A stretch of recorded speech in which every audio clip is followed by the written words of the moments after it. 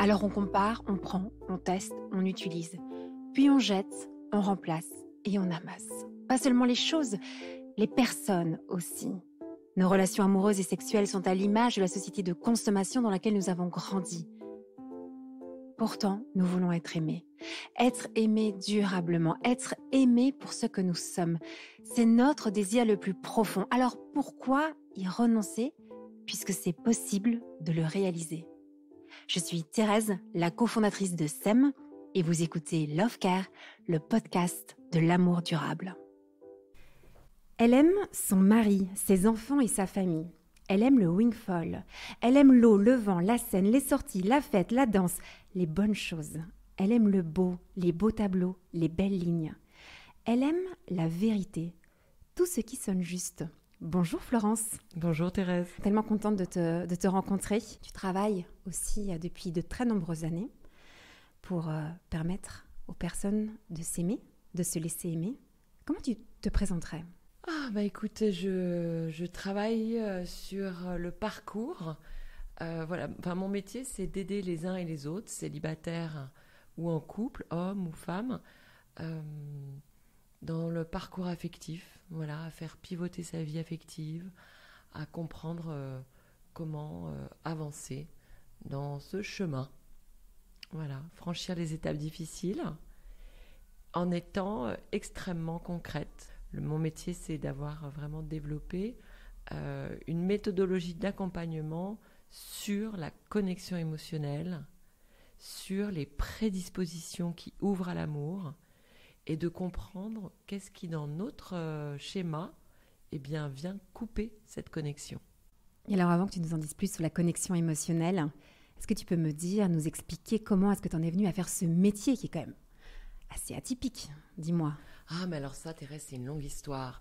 En fait, il y a presque 17 ans maintenant, j'étais à un dîner chez moi. J'avais invité plein de copains et il y avait quelqu'un que je connaissais pas très bien. J'avais vu 3 fois. C'était un ami de mon mari et qui avait 41 ans, qui était célibataire, qui avait eu des jumeaux, d'une soirée en boîte de nuit. C'était bien entendu avec la maman, mais ils n'avaient jamais développé de relation amoureuse. Et il avait fait des années de psy. Il est venu me voir en me disant « Florence, tu aides tes amis, tu aides tes copines, tu as un vrai bon sens sur les relations affectives. À chaque fois que je te vois, c'est frappé au coin du bon sens. Je voudrais que tu me coaches en amour. Et non pas que tu m'aides 1 ou 2 fois autour d'un café comme tu le fais avec tout le monde, mais que je te vois régulièrement tous les 15 jours et que je te rémunère. C'est comme ça que tout a commencé. » Et là, je l'ai regardé et je lui ai dit « Mais non, je ne suis pas love coach. Je travaillais à l'époque dans une grande entreprise au Club Med, à la direction de la stratégie. J'étais avec des grands patrons, etc. Je ne me voyais pas du tout faire ce métier. Et donc, je lui ai dit non. » Et puis, 2 mois sont passés. Et chaque jour de ces 2 mois, je pensais à lui. Parce qu'en fait, ça me démangeait de l'aider. J'avais eu le sentiment de comprendre son problème. Donc, au bout de 2 mois, je l'ai appelé, je l'ai vu, et à la fin de la séance, je me suis dit, oh là là, c'est quand même bien ce que je lui ai dit. Et puis et puis on s'est revus tous les 15 jours, et puis il a trouvé la femme de sa vie, il a fait un enfant avec elle, ils se sont mariés, etc. Et puis ça a fait du bruit, et ça a été le grand démarrage. Mais l'incroyable cette histoire. Donc avant, tu viens d'un tout autre univers, le Club Med, incroyable. Et puis tu finis par aider les personnes en amour. Tu parlais de connexion émotionnelle. Est-ce que tu peux nous expliquer ce que tu entends derrière ça, cette difficulté à parfois connecter émotionnellement, ça veut dire quoi ?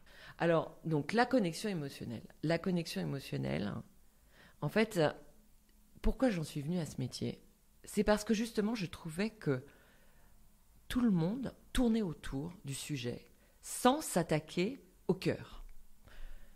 Les relations amoureuses, qu'on soit célibataire ou en couple, elles posent problème quand on ne vibre plus. Ou quand on ne vibre pas parce qu'on s'assied en face de quelqu'un qu'on a vu 1 fois, 2 fois, 3 fois et que finalement l'étincelle ne se prolonge pas. Et donc cette connexion émotionnelle, il faut comprendre la puissance du sentiment amoureux. Si je veux que mon mari retombe amoureux de moi au bout de 15 ans, ou que cet homme avec qui je suis depuis quelques mois ou depuis 1 an, ou même que je vois pour la première fois, je veux qu'il se passe quelque chose, il faut comprendre qu'il doit se déraciner de son univers, pour être projeté dans mon univers. En fait, biologiquement, c'est très puissant de tomber amoureux de quelqu'un. Et aujourd'hui, dans notre société de contrôle, eh bien, ça ne se passe plus. Ou alors ça se passe par miracle une fois ici ou là, et puis pouf, ça retombe au fond de l'océan. Donc, moi, ce que j'ai voulu apporter comme pierre à l'édifice, c'est de dire, eh bien, quelles sont les prédispositions favorables à cette connexion émotionnelle. Et cette connexion émotionnelle, c'est le fait d'être en capacité de recevoir l'autre dans sa pureté, dans sa justesse, pour me faire sortir de mon univers, de mes croyances, de mes critères, de tous ces trucs qui m'encombrent, pour me projeter dans son monde sensible et me réveiller le lendemain matin en me souvenant de la veille, en me disant « je suis touchée par ce qu'on s'est dit ». Et c'est la capacité à soi-même s'être livré tellement en justesse que lui aussi en face, il s'en souvient le lendemain matin quand il se réveille. Florence, pourquoi c'est si difficile de faire ça ? Alors pourquoi c'est si difficile de faire ça ? Parce que moi je vois deux courants contraires. Alors là vous allez toutes me détester, mais c'est pas grave. En fait, il y a quand même toute cette histoire d'introspection, de connaissance de soi, de travail sur ses blessures, qui, je trouve, sont formidables pour l'estime de soi, mais en amour, c'est pas bon. Quand on se met à, par exemple, je vous dis ça parce que j'ai 15 ans de recul de personnes qui viennent me voir qui, pour 3/4 de mes clients, ont évidemment été beaucoup accompagnés. Et donc, ce travail à vouloir d'abord se réparer, d'abord prendre confiance en soi, d'abord vivre pour soi, eh bien, d'abord se connaître, connaître ses attentes, connaître ses attirances, connaître connaître ce qui est bon pour nous, etc. Ben, au final, c'est pas que c'est mauvais en soi, c'est que ça nous éloigne de l'essentiel. L'essentiel, c'est qu'il y ait un pont, levis, qui s'établisse entre moi, tour du Moyen-Âge avec une épaisseur de 3 mètres, et toi, tour du Moyen-Âge qui vraiment est dans ta posture de contrôle. Dans notre société, on veut montrer qu'on a confiance en soi, on veut montrer qu'on est cool, qu'on a des amis, on veut montrer que finalement on a une vie où on se tient dans la vie, que notre vie va bien. Mais d'accord, mais tout ça c'est chouette. On veut que la discussion soit fluide, on veut que l'autre se souvienne de nous en positif. Mais non, mais tout ça, ça marche pas. Si la relation est fluide, il n'y a pas d'émotion. Si on ne parle que de ses atouts, on va susciter l'admiration, mais pas l'émotion. Voilà, donc toutes ces choses-là sont à comprendre. Donc ça, c'est le premier courant. Et donc dans ce premier courant, en fait, j'entends aussi une critique de ce qu'on peut appeler couramment le développement personnel, qui est différent du développement relationnel. Enfin, le développement personnel est centré sur soi, la connaissance de soi, etc. Mais tu dis que ça n'aide pas nécessairement, voire même ça peut être complexifié, la relation à l'autre. C'est ça finalement, en fait, dans ta critique. Ben oui, c'est-à-dire que biologiquement, on est quand même né et programmé pour être aimé. Et donc, on peut vivre quelques années, voilà, parce que on a créé un écosystème social, amical, familial qui fonctionne bien, mais il va nous manquer quelque chose.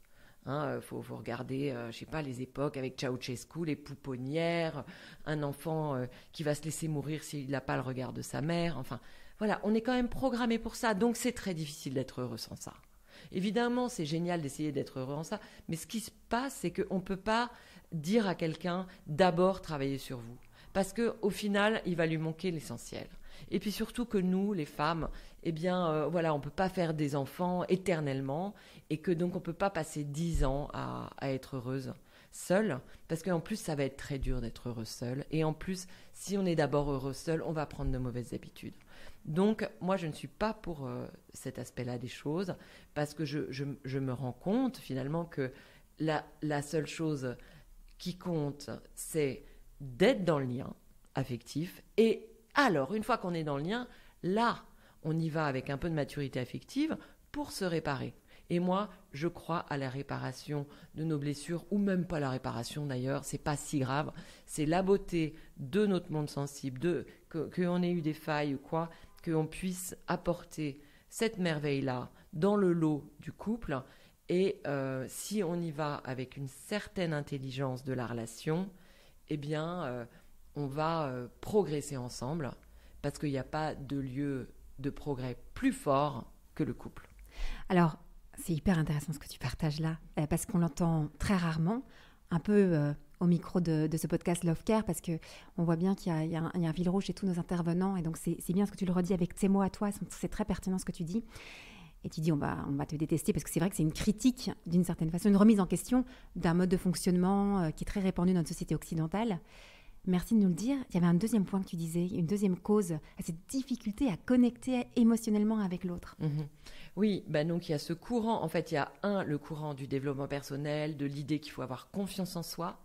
Si je montre ma confiance en moi, c'est de toute façon, a priori, je vais être dans une posture de contrôle. Parce qu'on est nombreux à pas avoir confiance en soi. Voilà. Et l'autre, c'est plutôt cette idée que je dois d'abord réparer mes blessures. Donc, c'est le courant du développement personnel, et ensuite, c'est tout le courant de la psychologie. Voilà. On ne peut pas dire à tout le monde qu'il faut aller chez le psy. En revanche, je pense qu'on peut dire à tout le monde d'être éduqué affectivement. Avant, ça se faisait par le rabbin, le prêtre, la mère, la grand-mère. Évidemment, le schéma patriarcal a explosé, et donc tous ces conseils ont explosé aussi, puisque nos mères, elles ont été elles-mêmes intriguées souvent dans les problèmes affectifs. Les enfants que nous sommes ont parfois vu les problèmes de leurs parents, et donc on part tous non seulement on part d'une feuille blanche, puisqu'on ne nous apprend plus rien, et en plus, le modèle n'existe pas. Le modèle patriarcal de l'époque, il avait un avantage, c'est que il y avait des chaussures dans lesquelles on rentrait. Donc, c'était pas des top chaussures, mais bon, au moins, on se posait pas trop de questions. Là, aujourd'hui, on part d'une feuille blanche, et le modèle, il y en a pas. Donc, on est dans une époque super ambitieuse. Moi, je trouve que je suis heureuse d'être née dans cette époque, parce que c'est magique. On est en train de construire ce nouveau modèle, et moi, j'œuvre à le construire. C'est ça mon ambition, c'est ça mon objectif, et je pense que on est en train d'y parvenir là au sein de Love Intelligence. Mais voilà, soyons dans le lien dès le début, et dans l'expérimentation pour vivre notre époque, et pas essayer de regretter qu'il y ait trop de féminisme, ou que les hommes ne soient pas comme ci ou comme ça. Ce qui compte, c'est de vivre avec l'époque que l'on traverse. Donc on voit bien ces deux courants dont tu parles. Et donc, toi, tu as créé une entreprise, Love Intelligence. Qu'est-ce que tu fais au juste ? Les gens arrivent chez toi, pourquoi et comment, très concrètement, tu les aides ? Alors, quand j'ai créé Love Intelligence, donc le 1er janvier 2007, donc il y a plus de 15 ans maintenant, ma volonté, c'était d'asseoir une méthodologie d'accompagnement qui pouvait être répliquée au plus grand nombre. Parce que ce que je voulais pas, c'était juste recevoir des hommes, des femmes, des célibataires ou en couple ici. Ce que je voulais, c'était vraiment transmettre ces dispositions favorables pour retomber amoureux de son conjoint, pour passer une crise difficile en couple, ou pour trouver l'amour en quelques mois. Parce que quand on comprend ça, franchement, quels que soient nos blocages, on peut tout franchir. Donc, mon travail, il a été, au sein de Love Intelligence, d'écrire beaucoup d'articles. On a plus de 1000 articles sur Love Intelligence.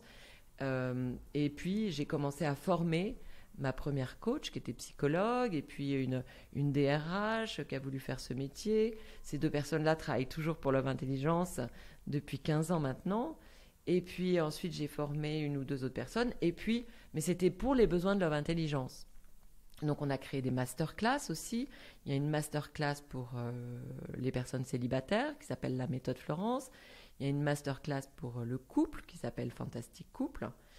Et puis, il y a 3 ans et demi, 4 ans, je passais sur un passage clouté. J'ai failli me faire écraser. Et je me suis dit, oh là là, si tu t'étais fait écraser, t'aurais pas transmis à des professionnels autres que les 3-4 personnes que tu as formées pour les besoins de Love Intelligence, alors que j'avais en fait à peu près 50 candidatures de professionnels qui voulaient être formés. Mais je me disais, oh là là, je me sentais... je voyais pas très bien ce que ça voulait dire que de former des professionnels en dehors de Love Intelligence. Et ça, cette histoire de passage clouté, ça fait exploser mon blocage. Et j'ai ouvert la formation à l'extérieur. Voilà. Et donc depuis, on est à plus de 130, on est à 140 personnes formées. Donc c'est une formation de 6 mois à raison en présentiel ou en distanciel avec un certain nombre d'heures par mois. Et donc dedans, il y a tout. Il y a même eu un psychiatre qui veut faire la formation. Il y a un médecin, il y a des psychologues, il y a des thérapeutes, des sociologues, mais aussi des gens qui viennent il y a eu 2 personnes jeunes qui viennent de l'école et qui veulent aider leur génération. Il y a des personnes qui viennent de la direction des achats, une DRH, une infirmière. Enfin voilà, c'est très éclectique. Donc moi, ce que j'entends dans ce que tu me partages, c'est que ce qui t'anime, c'est de donner des outils très concrets pour répondre à des problématiques de la vie, on va dire, courante. Vraiment, il y a quelque chose de très pragmatique dans ton approche. Comme si tu avais fait cette observation qu'il nous manquait une formation de base ou des outils de base pour aimer et se laisser aimer. Il y a quelque chose de cet ordre-là. C'est-à-dire que comme si tu viens compenser un manque d'éducation, de formation. Dans Love Intelligence, il y a un peu cette idée de former les intelligences aussi à l'amour. Comment est-ce que tu... Oui, déjà, c'est de lutter contre ces 2 courants qui sont très forts et très puissants, qui peuvent être de temps en temps, qui peuvent nous amener à rester un peu dans notre coquille, à être trop dans cette connaissance de soi. Et donc, il y a des centaines de croyances, mais ça va être sur les sites de rencontres, sur moi, sur la femme, sur moi dans la relation. Tu peux me donner un exemple, par exemple, quand tu dis des croyances qu'on peut avoir, que tu vas déconstruire?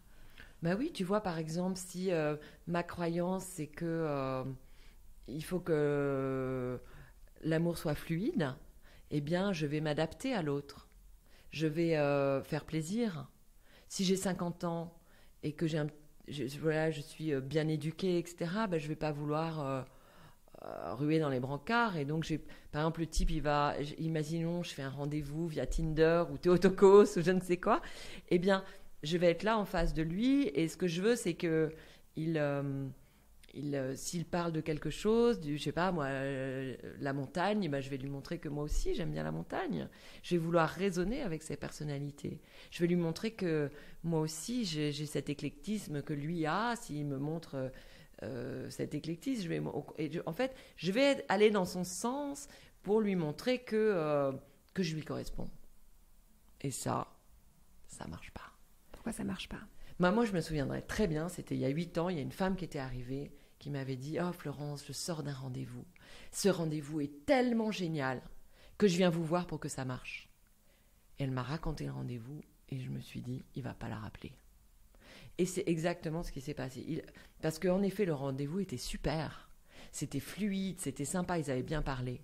Mais en fait, j'ai bien senti que sa pureté d'être, c'était pas passé. Voilà.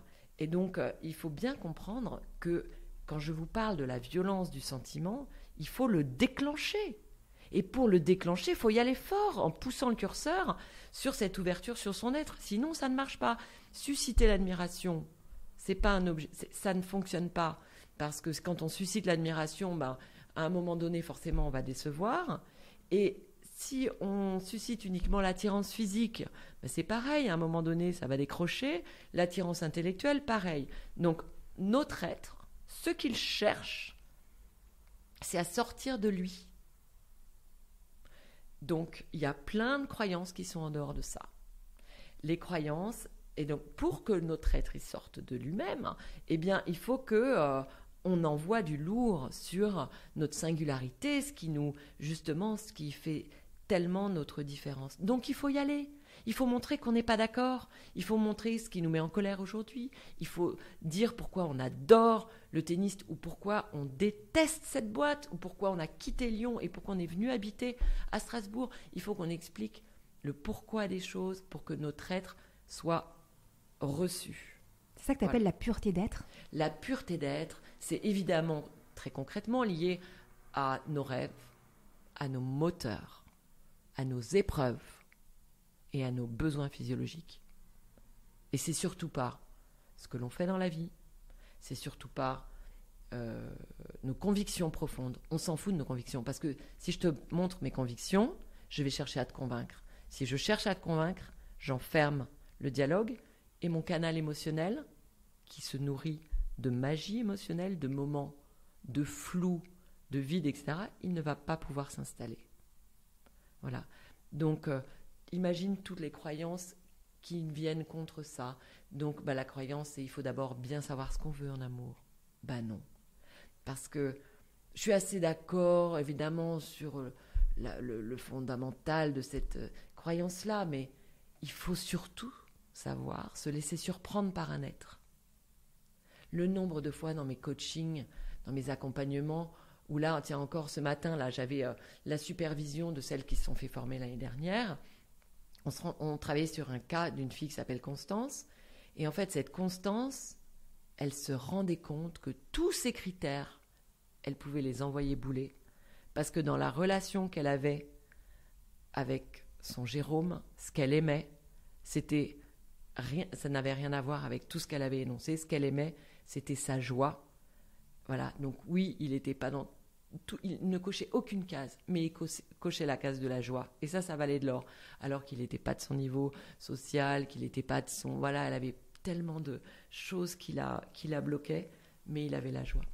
Là, tu parles aussi de la première rencontre pour des personnes qui seraient célibataires et qui désirent l'amour. Et tout à l'heure, tu expliquais aussi que toute cette méthode, cette compréhension du fonctionnement de la connexion émotionnelle peut servir aussi à des couples mariés. Mais alors comment, quand on est marié depuis quelques années, on sait bien, comme dit Bec Bédé, l'amour dure 3 ans. Ce n'est pas l'amour qui dure 3 ans, c'est le sentiment amoureux qui dure effectivement que quelques années, parfois moins que 3 ans. Quand la courbe tombe, diminue, voire on ne ressent plus de sentiment amoureux pour son conjoint, qu'est-ce qu'on fait ? Oh là là, mais c'est bien normal de ne plus ressentir de sentiments amoureux pour son conjoint. Moi, ça m'arrive tout le temps. Mais ça m'arrive quoi ? Je sais pas, toutes les semaines, hein, honnêtement. Et Dieu sait que j'aime mon mari, mais de temps en temps, je sens que ça tombe, voyez.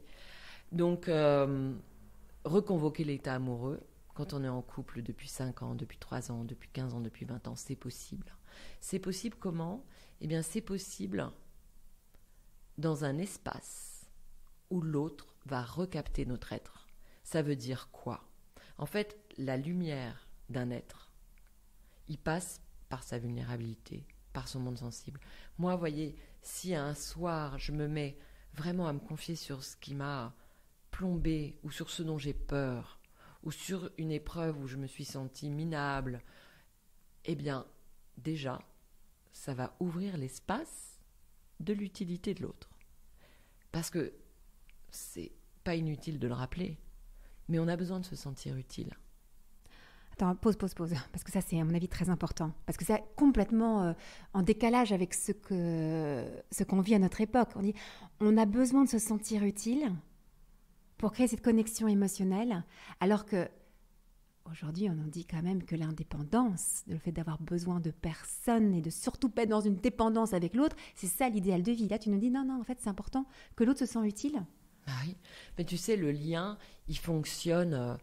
Le lien, il fonctionne parce que c'est comme la nature. Je sais pas, tu prends un arbre avec ses racines, il va se nourrir de la terre, il va se nourrir de l'eau, il va se nourrir du soleil. Il faut pas croire qu'on se suffit. Je veux dire, c'est faux. Voilà. Moi, je suis bien dans mes baskets. Mais je ne me suffis pas. C'est pas vrai. Et Dieu sait que je suis réalisée sur tous les plans. À part mon addiction au chocolat, franchement, je me sens super bien. Mais je ne peux pas être heureuse seule, c'est faux. J'ai besoin de l'amour de l'autre. Et donc, je sens bien que dans l'espace de ma vulnérabilité, l'autre me rejoint. De manière plus forte que si je brille, que si je viens de faire un TEDx ou une super télé. En fait, il s'en fout. Là où on se rencontre tous les deux, c'est vraiment... Quand en fait, c'est comme les racines de l'arbre, on se retrouve avec 1000 petits filaments parce que, en fait, on est dans une pureté d'échange, on exprime nos doutes, nos questionnements et c'est juste magique. Parce que l'autre, là, il l'accueille et oh là là, on sait pourquoi on est ensemble.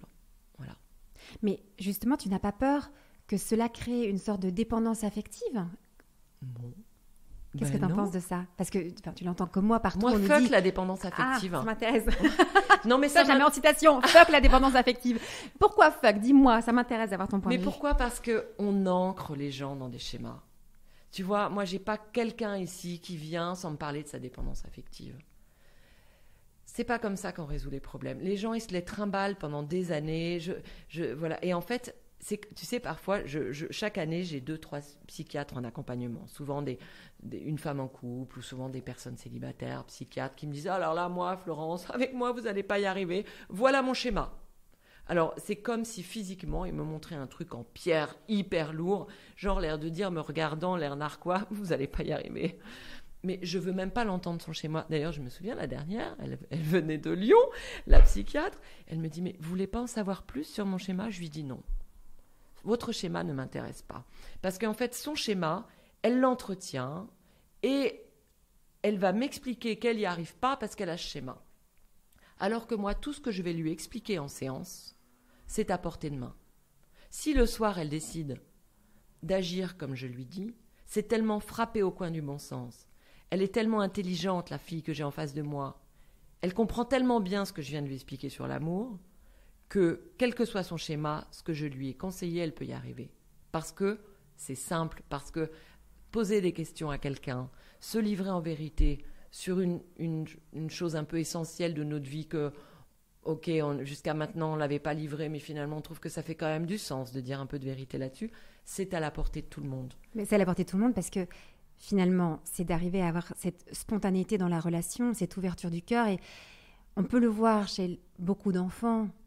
Au départ, on arrive, on parle, comme je veux dire, sans filtre.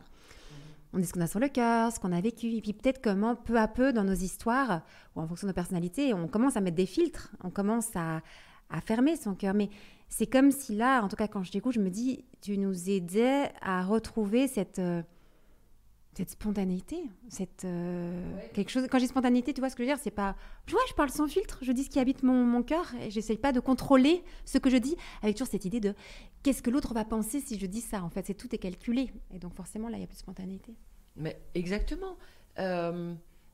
Beaucoup de personnes que j'accompagne vont me dire « Ah mais je vais quand même pas dire que j'ai 41 ans et que j'ai envie d'un enfant. » Ben si, puisque c'est vrai et que c'est le point fondamental de votre vie, ça va être encore pire que de le cacher.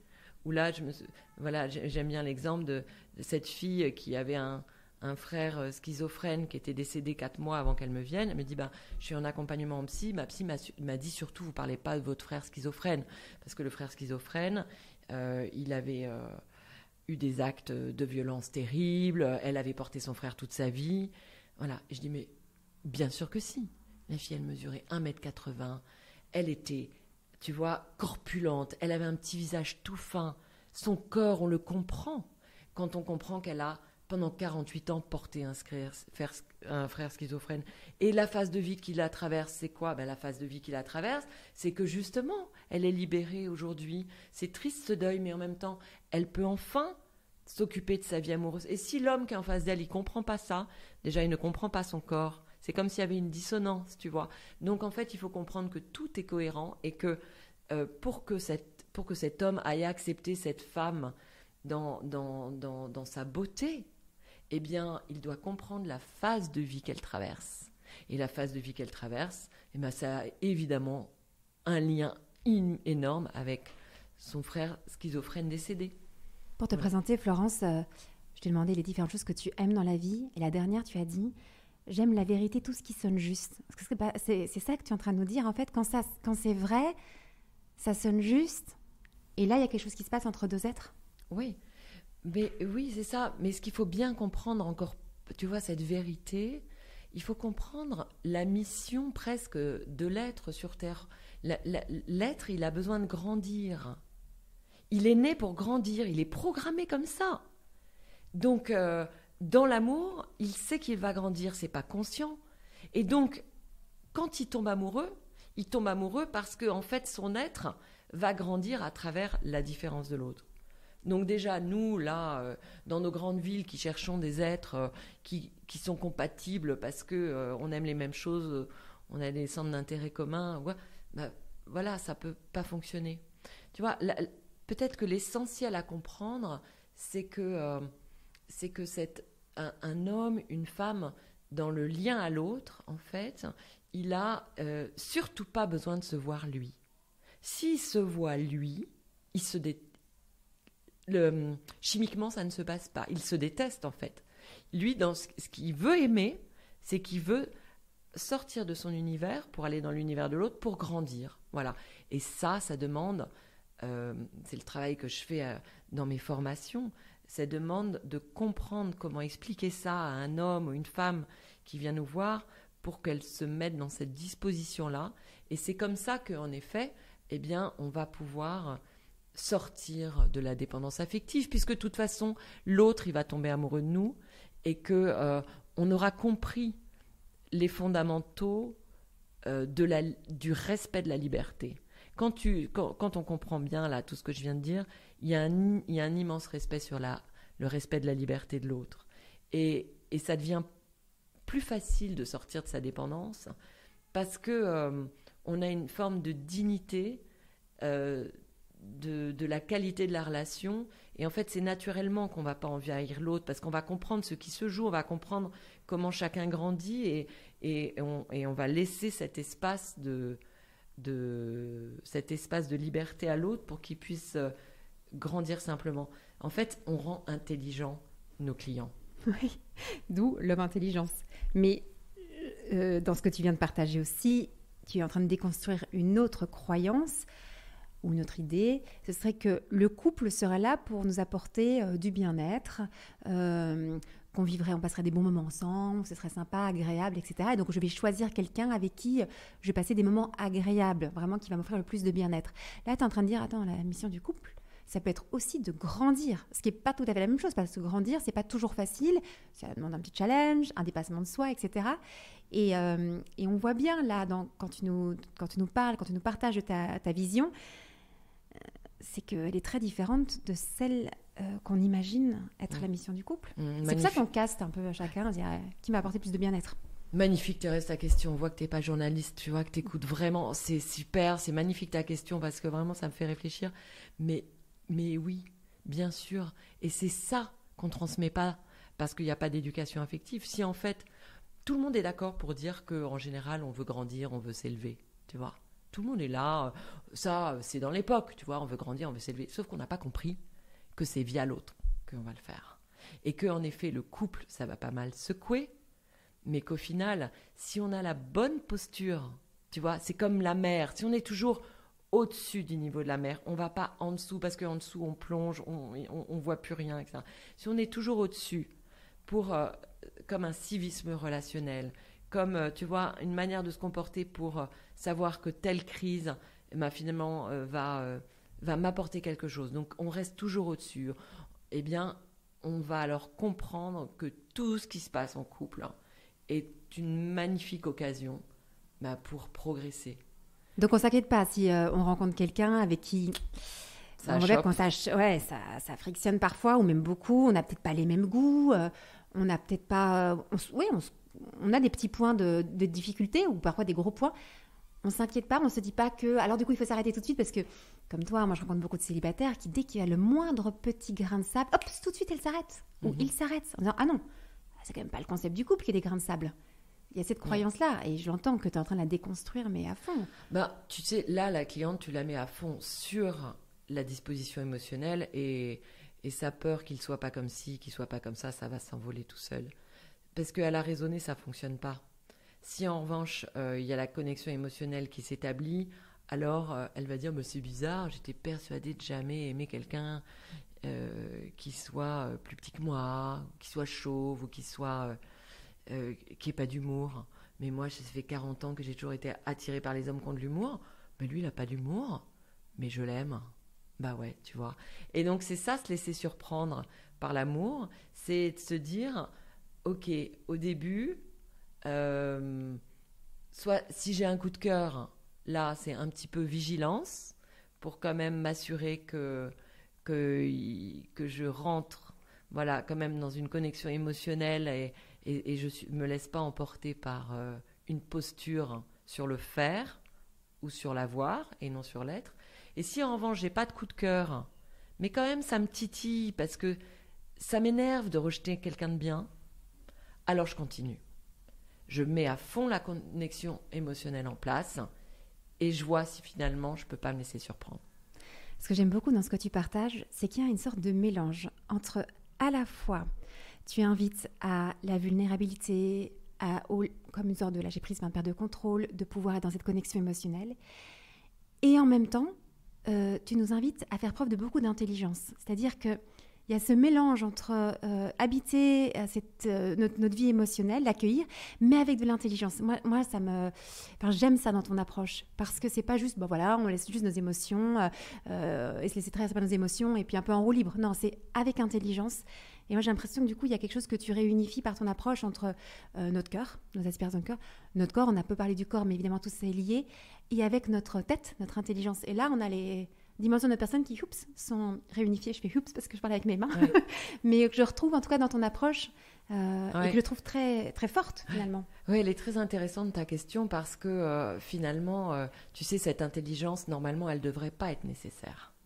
Si on se retrouvait à la sortie de la Seconde Guerre mondiale, j'aime bien prendre cette image, on n'aurait pas besoin de cette intelligence. Pourquoi alors maintenant Parce qu'on serait juste, parce que le superflu ne serait pas un problème. On a besoin d'un peu de légèreté à la sortie de la Seconde Guerre mondiale, mais en même temps, on est sur des vraies choses. Et donc, on n'aurait pas besoin de tout ça. Mais aujourd'hui, il faut de l'intelligence pour lutter contre toutes les conneries. Voilà. Il faut de l'intelligence pour tout le temps se remettre au centre, se mettre au centre de ce qui compte. Et se laisser pas polluer par toutes ces injonctions de la société. Parce que sinon, il faut reprendre Jean-Jacques Rousseau, l'amour c'est naturel, on n'aurait pas besoin de tout ça. Si, tu vois. Ouais, je vois très bien ce que tu dis. Donc heureusement, c'est ma réponse à ta question. Merci de faire ce métier et ce travail. Ça m'éclaire aussi beaucoup ce que tu dis dans ces injonctions de la société et qu'on doit mettre de l'intelligence aujourd'hui. Ça fait écho à des discussions que j'ai souvent avec ma grand-mère. On parle beaucoup des relations d'amour et ma grand-mère, elle a 96 ans maintenant, peut-être plus.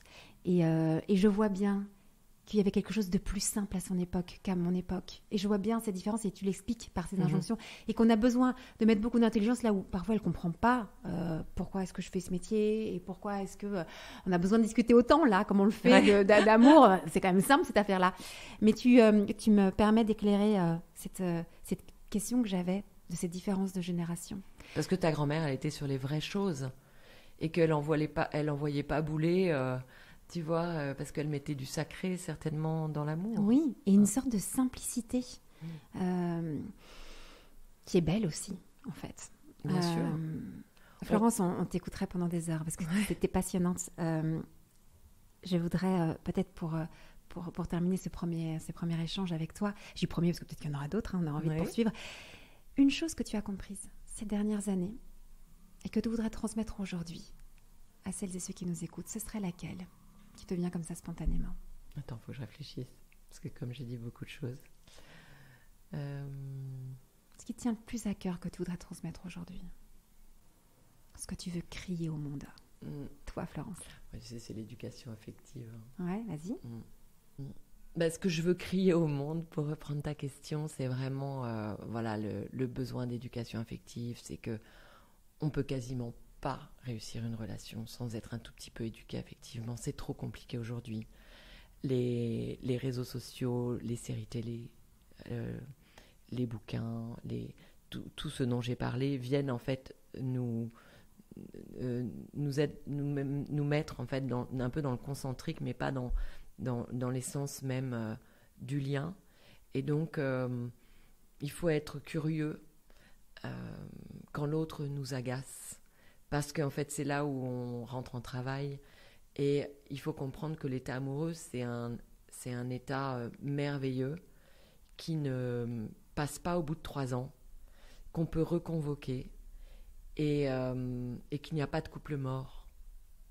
Moi, par exemple, hier soir, j'étais extrêmement en colère contre moi parce que j'ai reçu une fille et pendant la séance, je me disais, celle-là, Florence, tu l'accompagnes pas, hein, Florence. Celle-là, tu l'accompagnes pas. Je me suis dit, elle est trop compliquée. Elle était dans un monde, dans un imaginaire.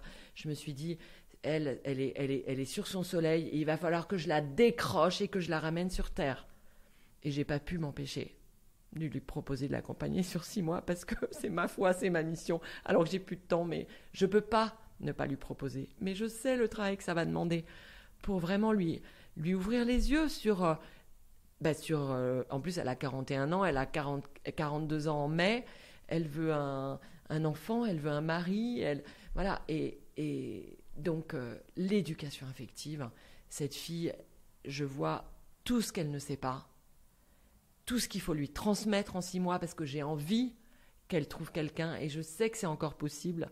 Voilà. Et donc, apprenons sur la réalité du lien amoureux. Ah ben on va garder ça, c'est merveilleux. Merci beaucoup Florence, merci pour ton enthousiasme, merci pour ce que tu fais, merci de nous le transmettre avec passion. Et puis on va te retrouver pour découvrir davantage tout ce que tu nous as partagé sur Love Intelligence. Voilà. Merci à toi merci Thérèse, beaucoup, c'était formidable. Merci. Si vous désirez l'amour durable, retrouvez toutes les propositions de SEM sur notre site internet sem.co et sur nos réseaux sociaux Instagram et Facebook. Si vous êtes un professionnel du Love Care, rejoignez la communauté SEM. Et pour semer avec nous cette vision de l'amour, mettez un avis ou 5 étoiles sur votre plateforme d'écoute pour soutenir ce podcast. Venez signer notre manifesto et surtout, parlez de SEM autour de vous. Parlez-en à vos amis, à vos familles, à vos collègues qui ont tant besoin d'être outillés et accompagnés pour vivre leur désir le plus profond, aimer et être aimé durablement.